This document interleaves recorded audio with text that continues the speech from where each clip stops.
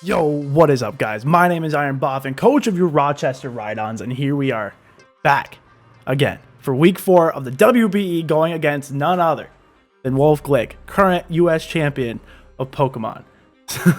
I'm pretty sure he's the 2-time WBE champion, and our matchup is terrible. So I'm just going to say, we're going to try our hardest. I spent a lot of time on that team again. You know I'm trying my hardest, guys. We have quite the team prepped. We have quite the shenanigans. Because honestly, to beat out Wolfe was going to be really tough. Let me go ahead and go over his team real quick so you guys can see that. Oh, that's not what I want. Go over on this screen. I think I have it pulled up already. Okay. So his team consists of Excadrill, Tornadus Therian, Gengar, Mandibuzz, Goliath, Virizion, Weezing, Duosion, Golem, Alolan Golem, and Mega Blastoise. His biggest threats to me are obviously the Goliath and Excadrill. The sand is going to be a really hard thing for me to deal with, especially because like most of my team is weak to Earthquake, so you'll see that I tried to mitigate that a little bit. He's got the Tornadus Therian, which I know is coming. It's obviously coming.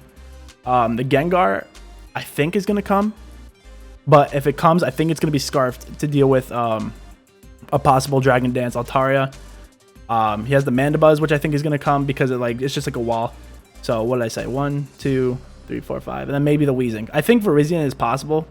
It's either going to be the Weezing and the Mandibuzz or just one of those two and then Mega Blastoise. Anyway, he has a lot of threats on the team, and it's going to be incredibly hard to deal with. But we're going full-on hyper offense this week. I knew I couldn't win the balance game, so we're going to go ahead and try to win the hyper offensive game. And first up, we're starting with Suicune, the freaking Aurora the Suicune. We got Tailwind, Toxic, Hydro Pump, and Extra Sensory. Okay, so this set, it outspeeds a non-invested Mandibuzz. So that's all I want to outspeed.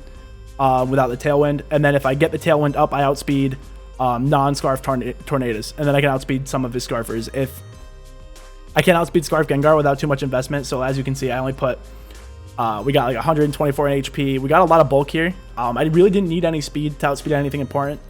Excadrill really doesn't do enough to me to the point I really needed to outspeed it, so I didn't do that in Sand. I will outspeed in Tailwind if he doesn't have Sand. And then we have max special attack, Modest, and we're walking the Waterium Z. Okay, so a Waterium Z Hydro Pump is gonna hurt. It's gonna hurt really bad. Something's gonna get hurt. That's the point. We're gonna this whole team is designed on forcing trades. So that's the whole thing with that set.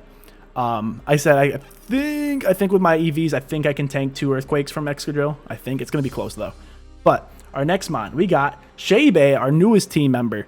I dropped Smeargle. Sorry, I know some of you guys wanted to see some Smeargle cheese. But I dropped Shaman, and to not pick up Shaman would have been insane. To keep Smeargle and not pick up Shaman would have been nuts. So we had to pick up Shaman. We got Shebe the Shaman, rocking the Expert Belt. We got Seed Flare, Psychic, Dazzling Gleam, and Tailwind. This thing just has all the coverage I need. Seed Flare hurts Excadrill. Seed Flare OHKOs Excadrill. It 2 hits Gigolith in Sand. Psychic is for the Weezing. I really need to whittle Weezing down, as you'll see in the other sets. It walls a lot of my team. So Psychic is to whittle that one down. And we have Dazzling Gleam for the Mandibuzz. I can't 2-hit it, but that way I just can't sit in front of me and do what it wants. And then I also have the Tailwind on this. So we have a lot of Tailwind offense going on, because you'll see by using Tailwind, I didn't have to invest in as much speed, and I can get a little extra bulk in my team here and force some trades. Because my team hits really, really hard. I just needed to be able to get the hits off first is the goal there. Or force a trade. Either way, like I said, this is going to be a hyper offensive game. Anyway.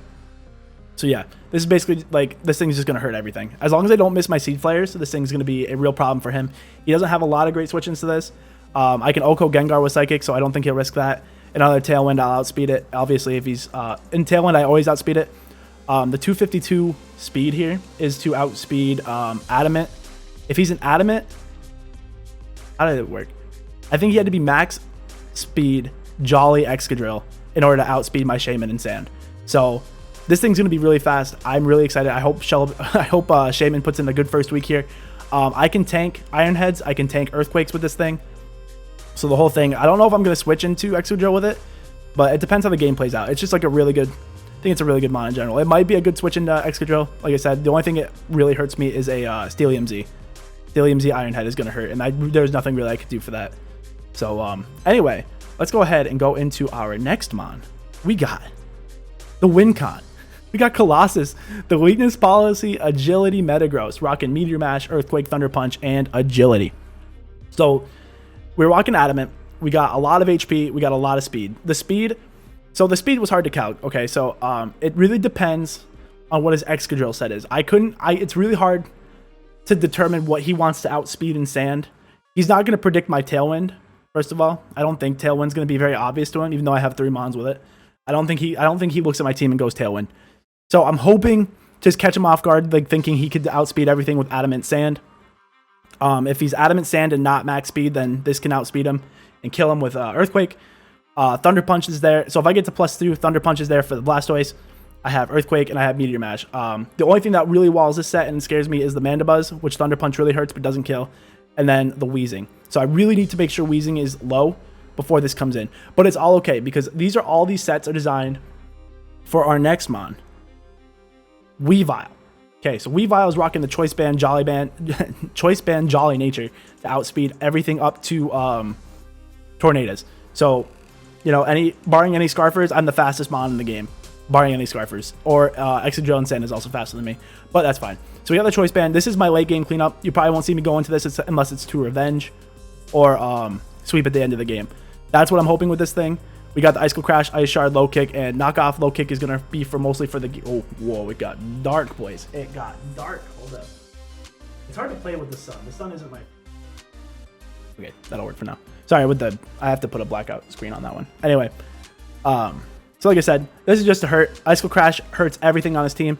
He doesn't really want to freely switch in his Virizion into me because Icicle Crash will kill him back. Like I said, I can pretty much just spam Choice Band and Icicle Crashes, and he's going to have a bad time for sure.